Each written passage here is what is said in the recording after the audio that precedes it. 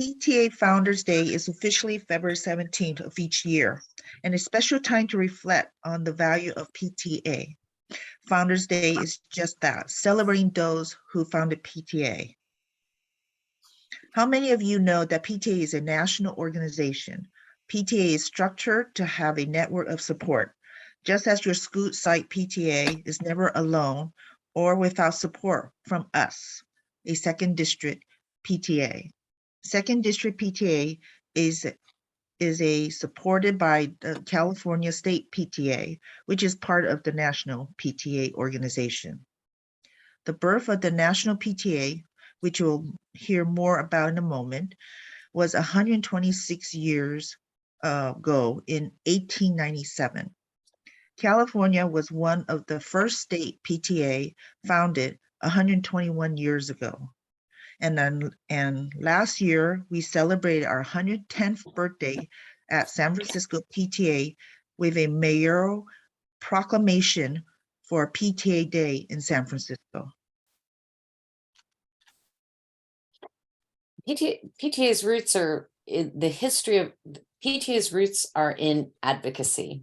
One of the reasons California is the first PTA was because it was founded by California women who went to Washington, D.C. to advocate for women and families.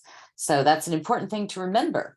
Our history is advocacy, and advocacy means asking for what you think will make a better world for our families.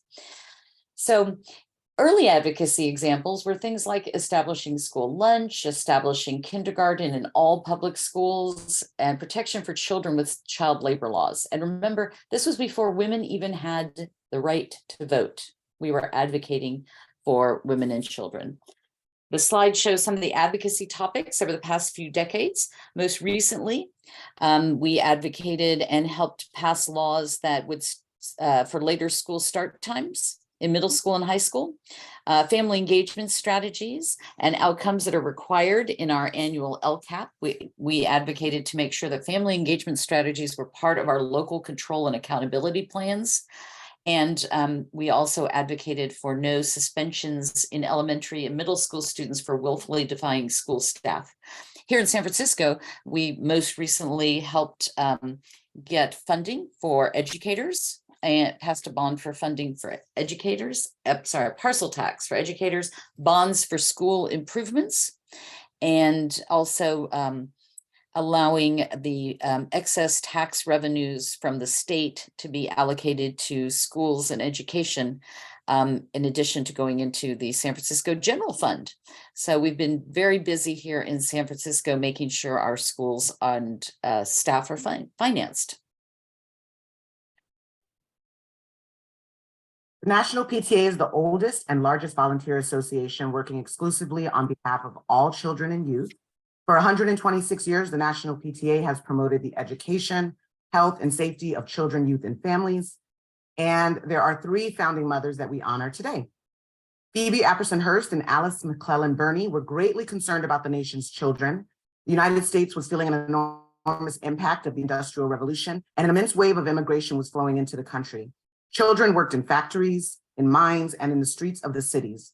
Some could not attend school or attain enough food to eat, so what could be done? In 1897, 126 years ago, these two women formed the National Congress of Parents and Teachers when they brought together over 2,000 parents, teachers, workers, and legislators for the first PTA meeting in Washington, D.C.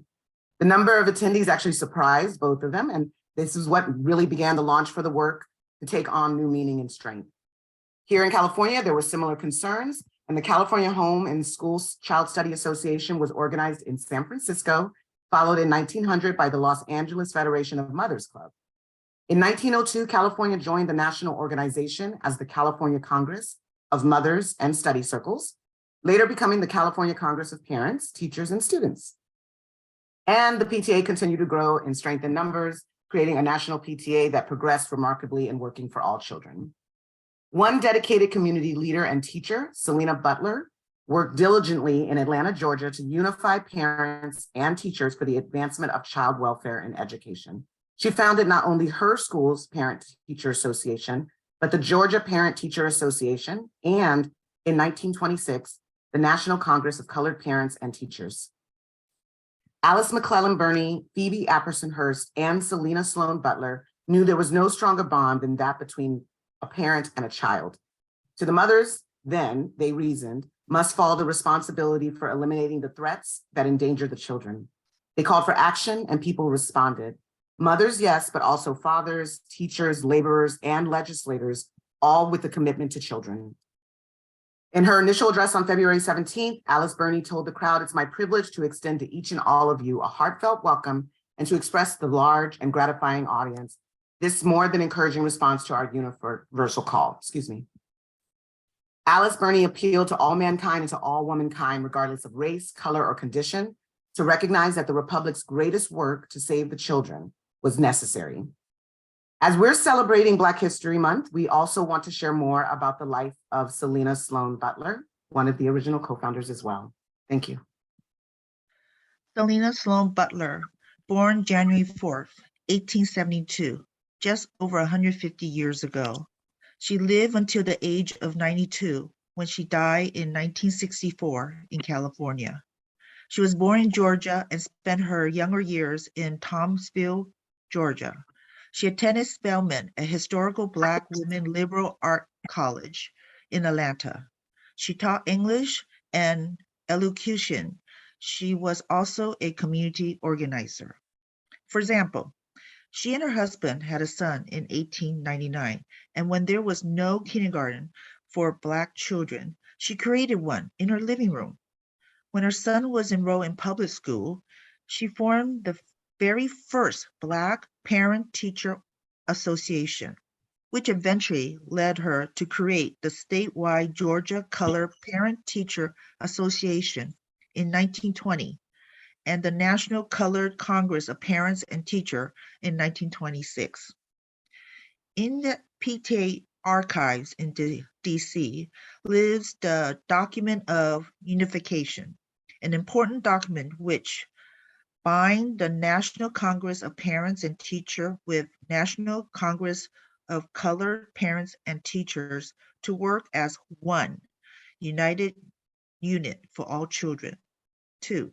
The work to combine the organization began in 1954 with passage of Brown versus Board of Education that took until June of 1970 to finalize with signatures by the two then presidents of the two congresses and formed the current national PTA. Butler was a long life child advocate and a wonderful role model. Wonderful, thank you.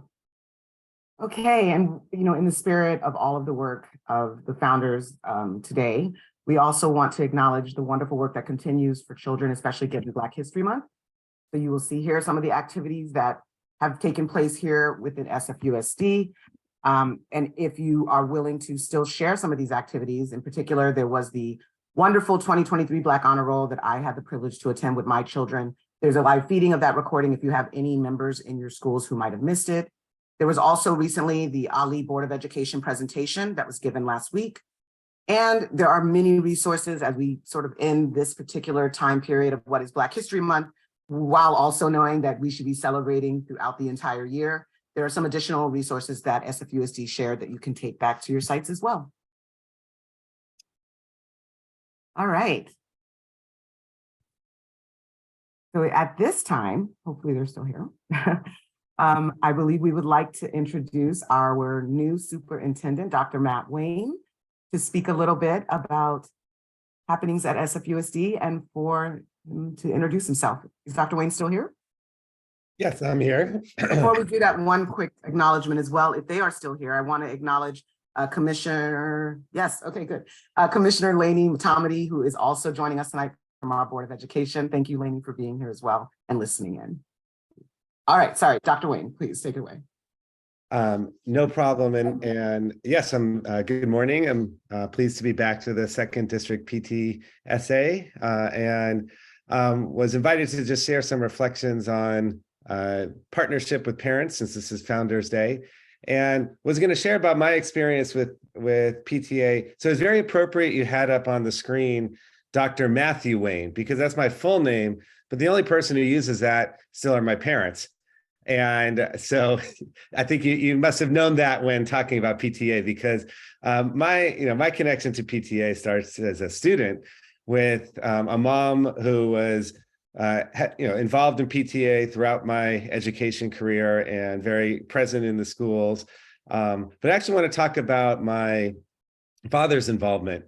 And last weekend we celebrated his 80th birthday, so it might have me feeling nostalgic. And I want to share two memories I have of his involvement in PTA and in our schools. And so one is, PTAs, and I am now a proud member of the Washington PTA. I'll get to some others, but I wanted to at least be a member of PTA when sharing with you.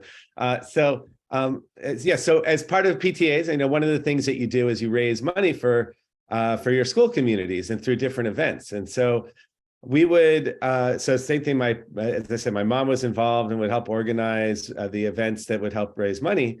And, but at the event, my dad was often one of the stars of the show because one of his talents was being a square dance caller.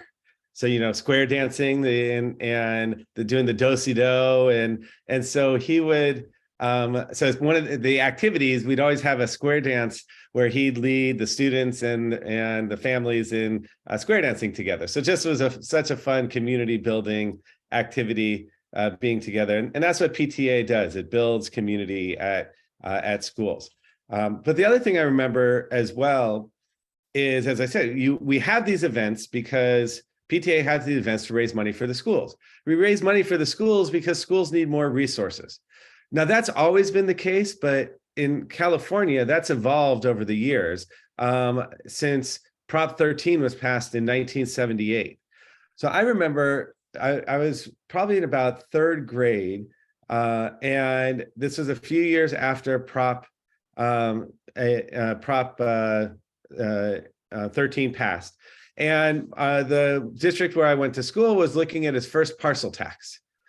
So I remember walking around with my dad. He was going through the community to get support for the parcel tax. And we as we were walking through the community, we came upon a woman who was walking her dog.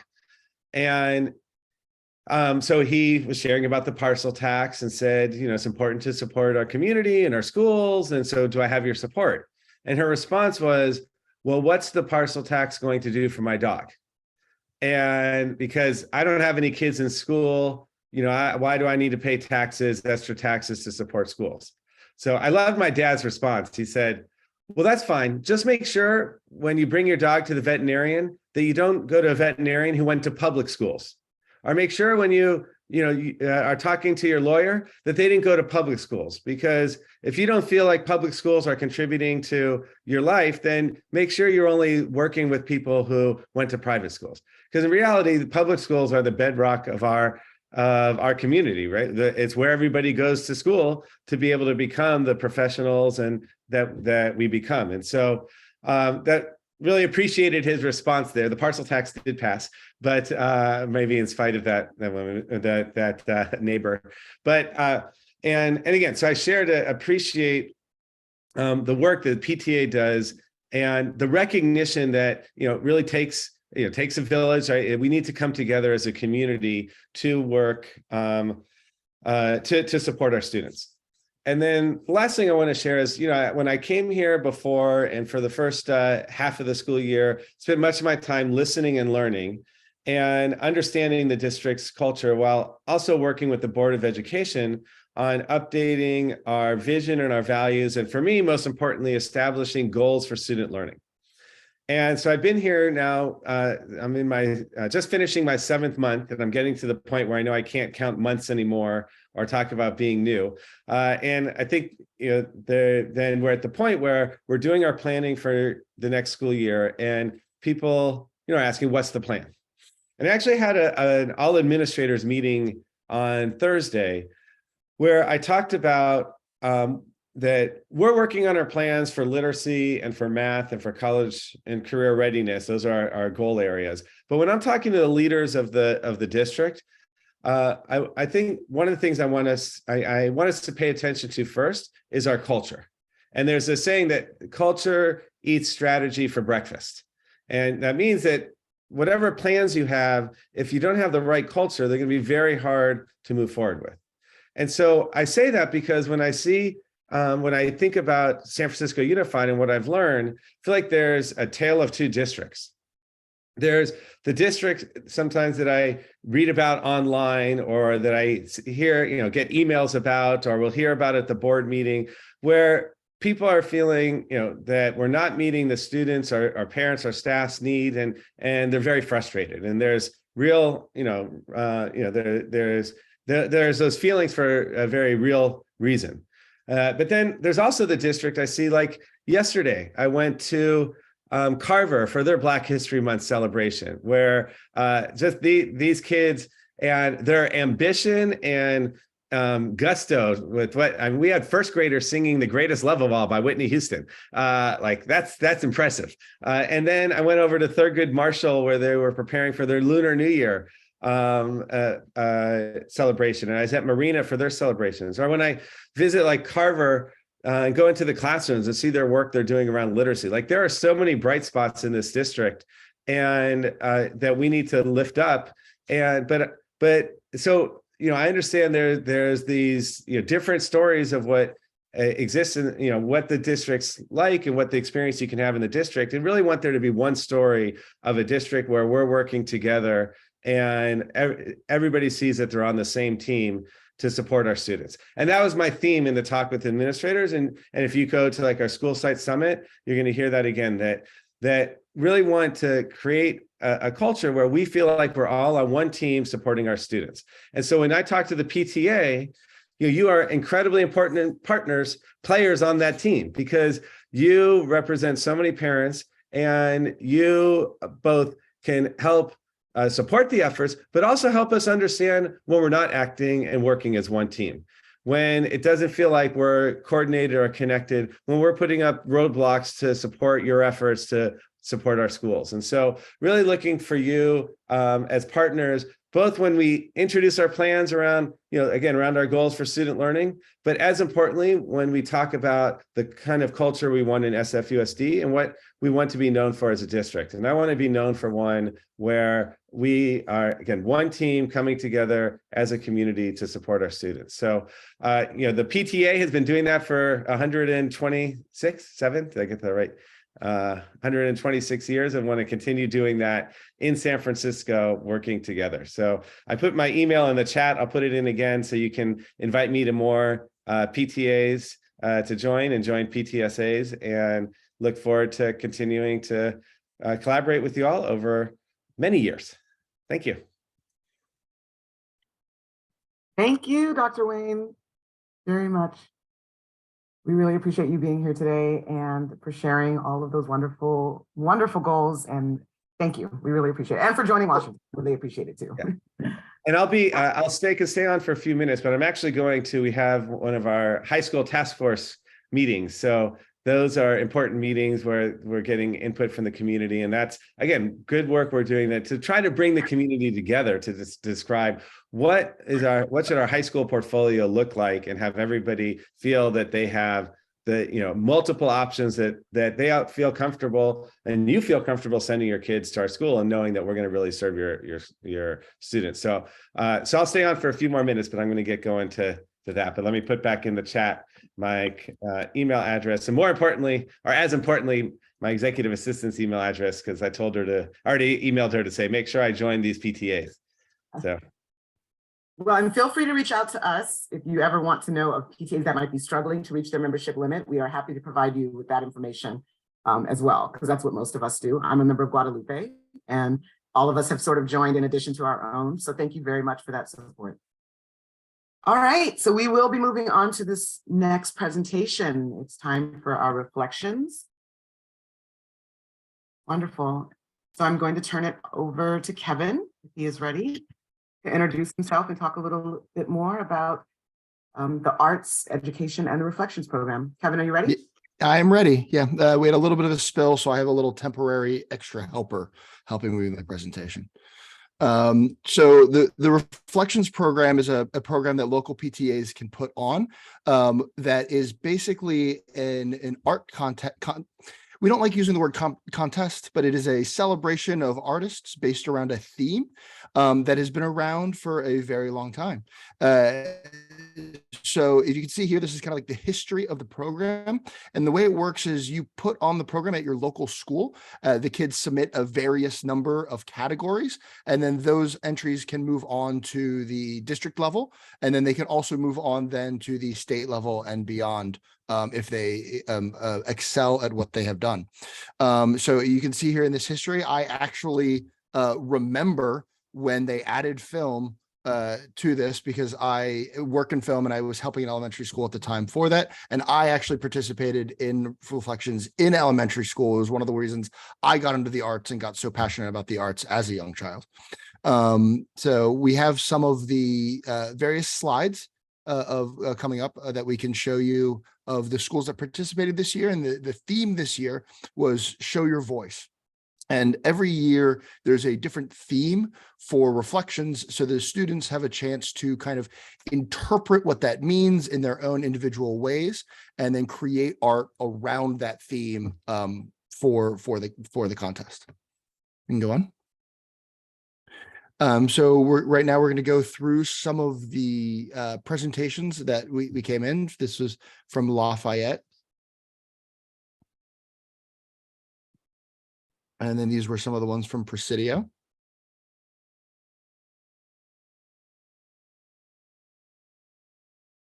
And one of the nice things about Reflections is the varied mediums that you can choose to do. So by far, the visual arts are the most popular one, but it gives an opportunity for students who are excel at writing to enter some sort of literature. Students do, like I mentioned before, video work, can submit short films.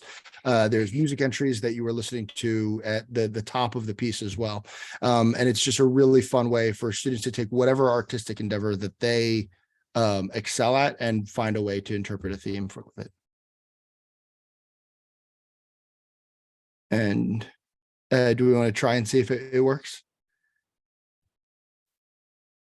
Yeah, We sorry, we were having some issues, but when we share Yeah. the slides out later and also on the website, you'll be able to view this cute little film. So And we apologize.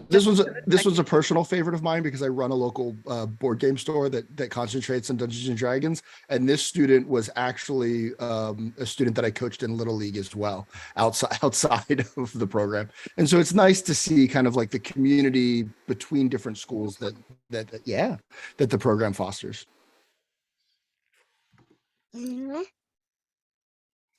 This was another one of our 7th grade literature ones.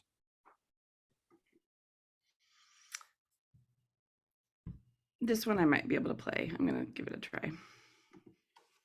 Hi, I'm Lucas Freeman Fernandez, and this is an original song called Soccer's My Voice. And this is my entry for the Reflections 2022 contest.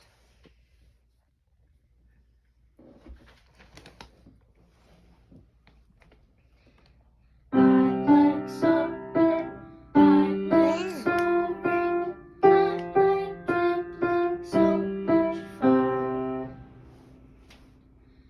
We play soccer every day. Pass it on a sunny day. Soccer is the best way for the world to sing and play. Yeah! And the nice thing, the contest goes all the way from elementary school all the way up through high school. So you can see that some of the artwork, especially at like the high school level, is very good and very detailed.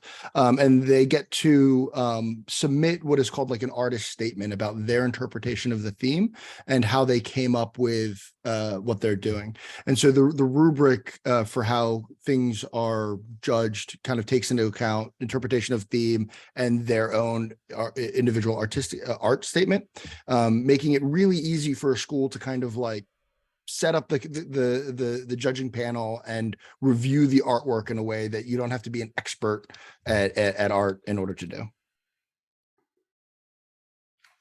And then the theme for next year is I am hopeful because, and so we're going to try passing this around to as many schools as we can to start trying to get students thinking about that theme and thinking about how they're going to interpret that for the next year. So if you have any interest in the reflections program, we'll have this form that we can send out, will be in the slides. And Suze and I are always here to answer questions if you reach out and need any help setting it up at your school. Yeah.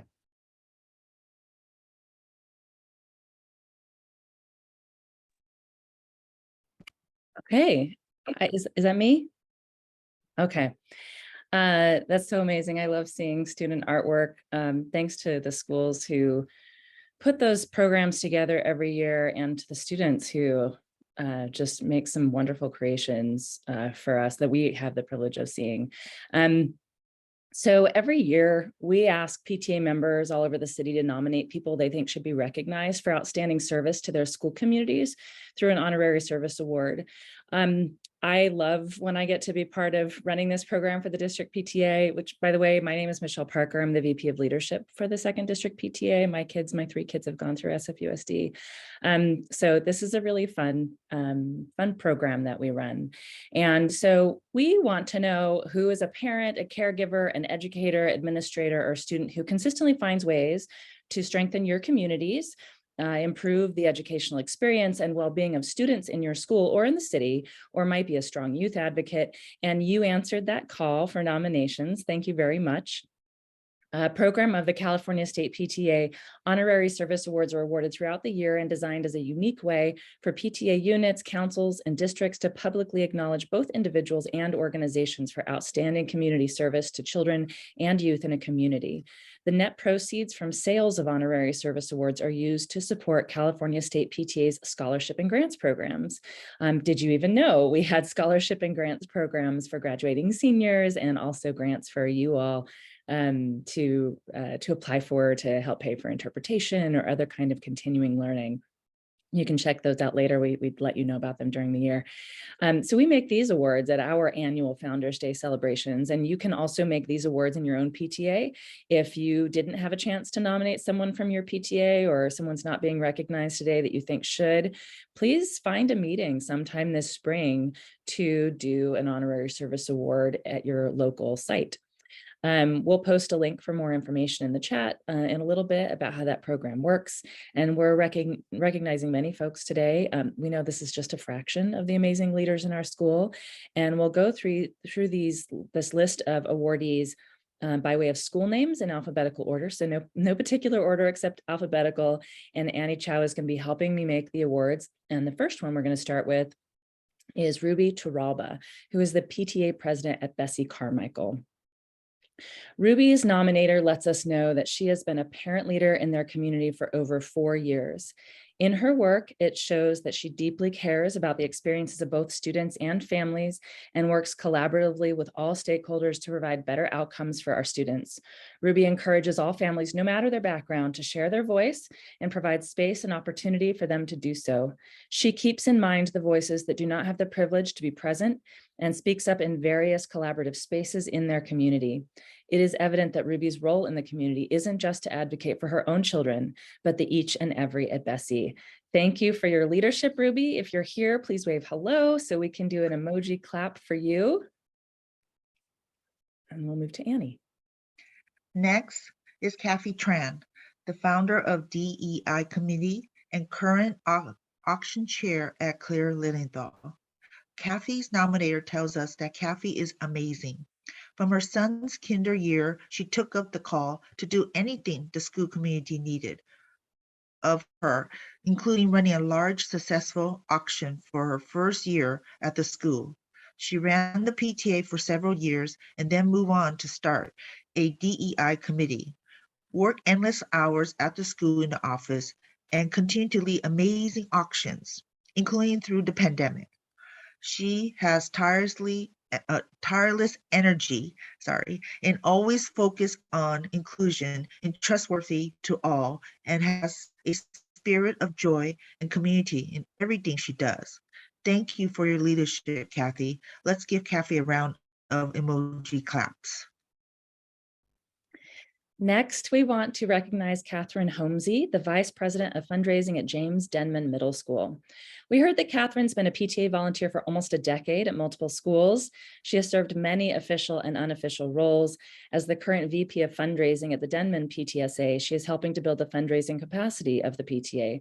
As you all know, PTA involvement is much different at the middle school level, yet Catherine's positive outlook, energy, and enthusiasm keeps many families engaged.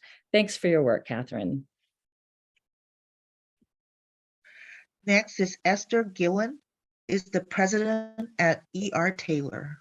Esther's nominator said that she nominated Esther because she is the rock of the PTA at E.R. Taylor Elementary School. She shows every day with a positive attitude and is always ready to help. Esther has a great relationship with the staff and connects so easily with other parents. She loves to engage our school kids with PTA activities. We have been successful in all our PTA fundraisers because Esther commits 100% of herself. She is deserving in this recognition because she's truly lead with her heart. Please join me in thanking Esther. Next, we'll recognize Dung Tran, the Executive Vice President at Galileo High School PTSA.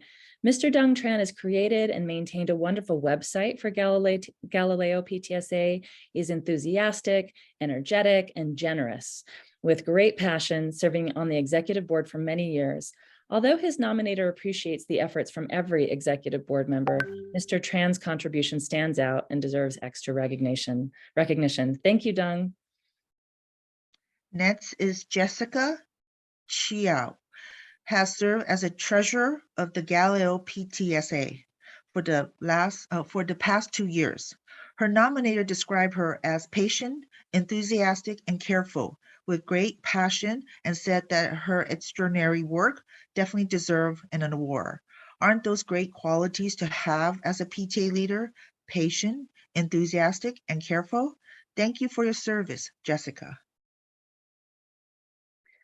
Linda Tseng also serves as treasurer, but for Grattan Elementary School. The person who nominated Linda says that Linda leads with a smile, compassion, and the organization skills that would make even Marie Kondo jealous. She is knowledgeable of all things PTA and or school related, even those that extend beyond her current role as treasurer.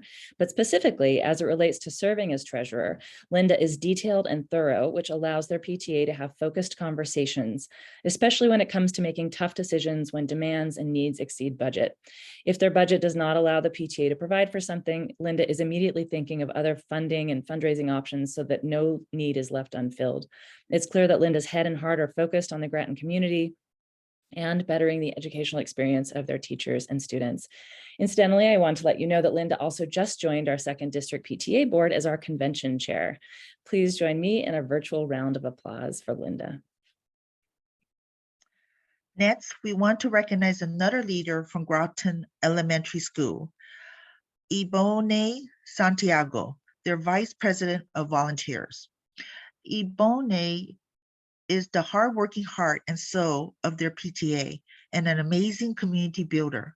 As Grattan VP of Volunteering, she is responsible for convincing literally hundreds of grown-ups to dedicate their limited free time to all sort of fun activities that build connections across their school.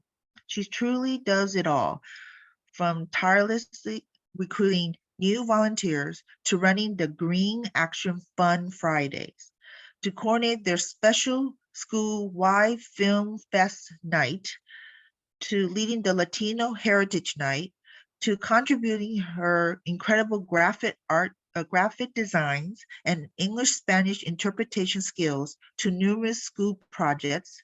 Ibone brings her passion, positive energy, eye for design, and wonderful sense of humor to everything she does. Her nominator said they are so incredibly lucky to have her, as part of our community and PTA. Thank you, Ibone. Our next award was nominated twice by two different PTAs. Janet Ye is the communications chair at George Washington High School PTSA, as well as the PTSA communications co-chair at Presidio Middle School. Janet Ye has poured her heart and soul into every PTSA she touches. She's been instrumental in 3 PTSAs over the last 10 years.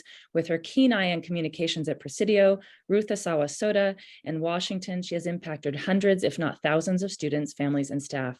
She was the driving force in creating connection and community. She created newsletters and yearbooks to help students' achievements stay front and center. She has fundraised and championed support for staff and needed programs. There are not enough words to describe all the ways she has helped each PTSA, and as her son graduates this year from Washington High School, she'll be greatly missed. She was nominated to show a great appreciation for her outstanding dedication for over a decade. Her other nominations share that while Janet's official title is communications chair at the Presidio PTSA board, she wears many hats. She writes and publishes a weekly school-wide newsletter, leads school tours for prospective incoming families, and chairs the development of the annual yearbook in collaboration from the Presidio Middle School students. She oversees the Presidio website, IT-related requests, and all aspects of the Presidio shop, which is an important source of fundraising revenue for the school. We are so grateful for her many contributions and support of the Presidio community. Thank you so much, Janet, for your many years of service. Our next award goes to Tiffany Abun, the former president and current advisor to Lowell High School PTSA. Tiffany, multiple nominators talked about how she has gone above and beyond for years now, including co-leading the effort to raise almost $1 million to replace lost general funds funding for Lowell 2022 and 23. She is a acclaimed hero of Lowell PTSA and is a model of inclusive leadership. To ensure fairness, equity, community, and excellence in Lowell PTSA community and all areas the PTS touch, Tiffany was the glue that held Lowell together during the pandemic shutdown and the chaos around reopening. As if that wasn't enough, she handled several major incidents, 2 changes in administrative leadership, and the administration change of Lowell. She consistently demonstrated calm and thoughtful leadership and has stayed on as an advisor to the PTSA even after her child has gone to college. Tiffany cares deeply about the community at Lowell. Finally, Tiffany has been an outstanding advocate, not only for the Lowell PTSA, but for the San Francisco school community overall. She never tires of advocating for the community and jumping in to lead and help. Her dedication and drive for results is relentless and awe-inspiring. She makes the impossible possible. Thank you, Tiffany, for your service and continuing to support your school, even as an alumni parent.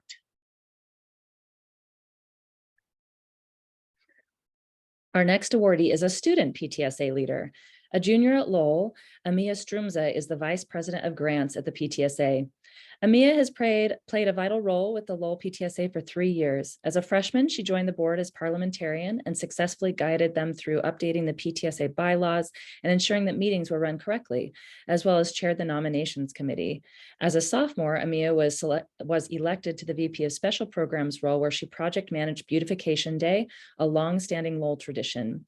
As a junior, Amia is serving in her 2nd term as the VP of Grants, and her institutional knowledge and commitment to supporting the Lowell community and beyond is inspiring.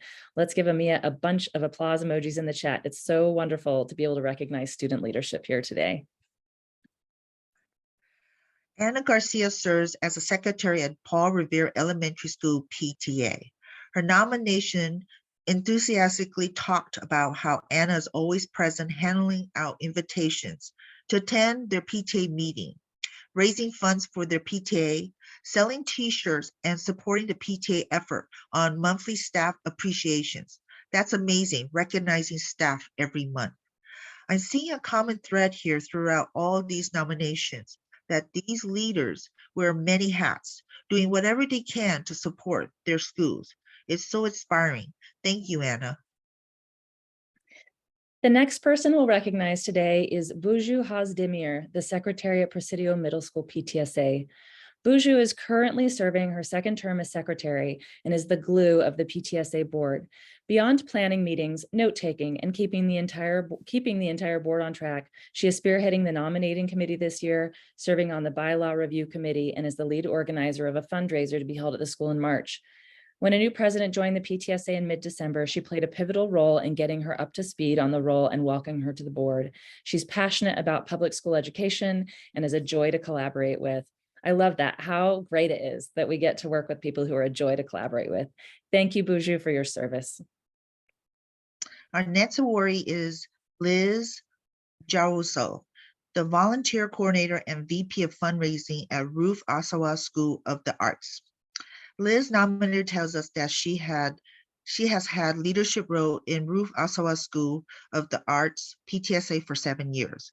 Every year she had kids at the school, she has stepped up to take major responsibility. She has been in charge of fundraising and worked as a vice president and volunteer coordinator. On top of that all, Liz is extraordinarily generous and always looking out for the community. An amazing example of quiet service. Apparently, Liz is the parent that finds out how many kids can't afford yearbooks and then personally purchase every yearbook so that every student get one. She has been doing this without anyone knowing for years. This is one example of many things Liz does to make Ruth Asawa School of the Arts a better place. Please join me for recognizing Liz. Thank you so much.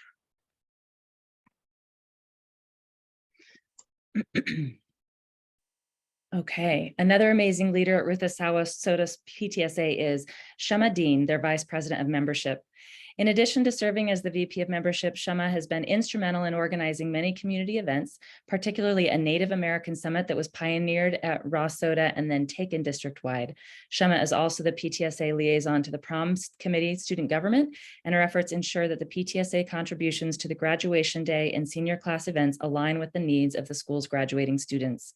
Finally, Shama was the impetus for forming their Caring Committee, which is new this year, when she shared with the PTSA stories of students who couldn't afford senior pictures. The PTA now fundraises to ensure that every student can have a yearbook, senior pictures, and prom tickets. She brings kindness and humanity to the school and SFUSD. So wonderful and student-centered. Thank you so much, Shama. Amalia Gonzalez is a parent and garden committee leader at Sunnyside Elementary School. Her nominator tells us that from the start, Amalia has taken her passion for gardening and used it to work with Sunnyside Elementary. Once an educational, relaxing, and fun lunchtime recess enrichment. The twice-a-week schedule the garden committee and the school site agree upon provides multiple opportunities for all children at Sunnyside to explore their interests in environmental and earth science, practice sustainable practices, as well as to show kindness to the land and to each other. These lessons gives back to the Amagash Alone land that we use for education, and we hopefully carry on in our children's future. Helping kids learn from the ground up is what the PTA is all about. It is with gratitude that the Sunnyside Elementary PTA recognize Amalia participation in this goal. Let's show some love to Amalia in chat. Thank you, Amalia. Our next awardee, Irene Fung, is a member of the Sutro Elementary PTA. Irene quietly does so much essential work for the school and students, including putting together and ordering the entire yearbook, as well as coordinating the details of many other after-school programs to their school. She is integral to their PTA and school community, and we'd like to recognize her for her efforts and hard work. Thank you, Irene. Our schools need volunteers like you. Next is Anna Chan, is a teacher of Visitation Valley Elementary School. Ms. Anna has devoted herself to maintaining and promoting the PTA throughout the pandemic. She has helped keep the Visitation Valley PTA alive and growing through these tough times. We love to see teachers involved in PTAs. Their leadership and their contributions are so important and welcome. Please join me in recognizing Anna.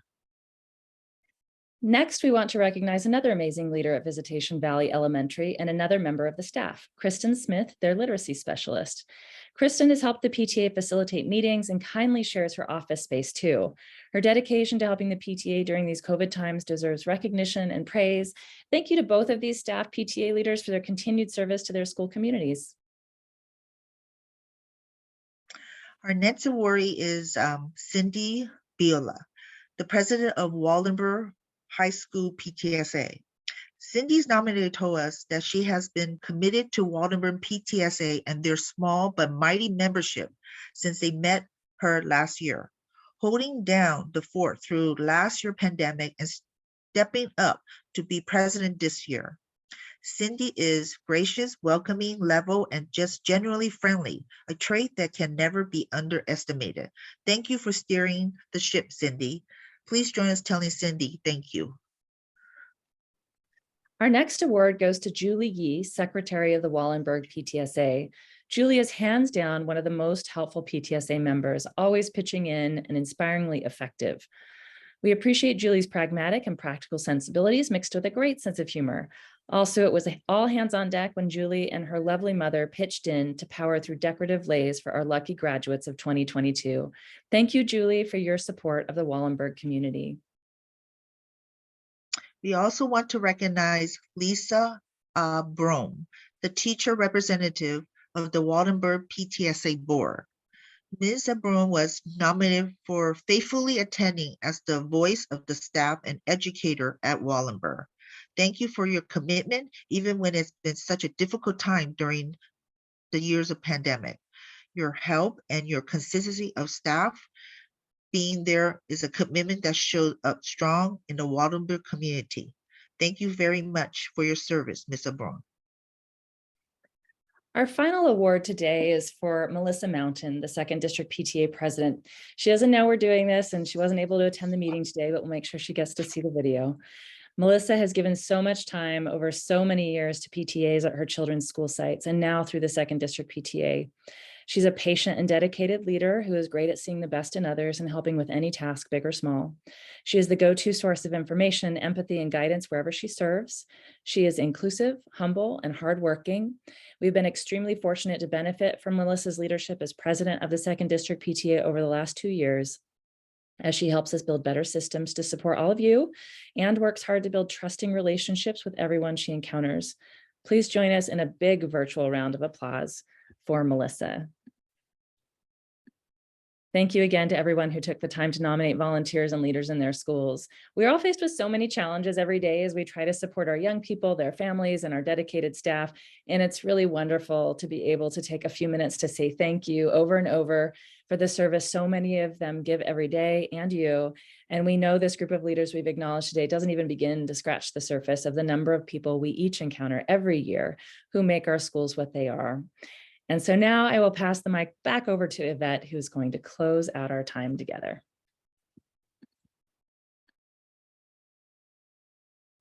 Thank you, Michelle. And I just want to reiterate the appreciation for our personal president and on behalf of Melissa Mountain and all of this particular board who've come together to really put this together, but really doing it in concert and collaboration with all of you who do it every day at your school sites. We are so thankful that you joined us.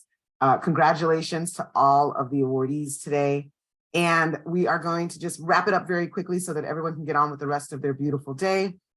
If you have any questions and would like to reach out to Second District, please recognize and notice that there's an updated number in order to reach us for February 2023. So if you don't have this number on file, please make sure to update your particular communities with that information. You can also contact us through any of these email addresses if you have any questions.